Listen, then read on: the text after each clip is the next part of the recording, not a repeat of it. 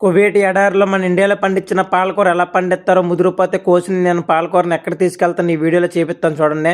నేను కోతం అయిపోయిన తర్వాత అయితే మట్టికి మళ్ళీ దీన్ని రెడీ చేయడానికి నాగలతో దున్ని విత్తనాలు కొట్టి యూరియా కొట్టి నీళ్ళైతే పడతారు నీట్గా. కోసిన పాలకూరని అయితే మట్టికి దోచుకెళ్ళే దాన్ని ఆర్బన్ అంటారు. ఆర్బన్లో పెట్టుకుని అయితే దోచుకెళ్ళాలి. మీకోసం చేపిద్దామని వీడియో తీరా అని చెప్తే వాళ్ళు ఎవరితో మాట్లాడుకుంటే వీడియో అయితే తీయలేదు.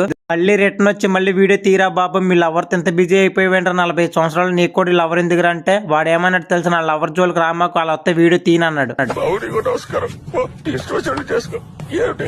నీకు నీ లవర్కో నమస్కారం. వీడియో అయితే మంచిగా తీరా బాబు. ఢిల్లీలో ఉన్న తాజ్మహల్ కట్టించినట్టు ప్రేమల కోసం ఇద్దరు ప్రేమల కోసం కువైట్లో అయితే తాజ్మహల్ కట్టిస్తాను ఎడార్లు అని చెప్పి.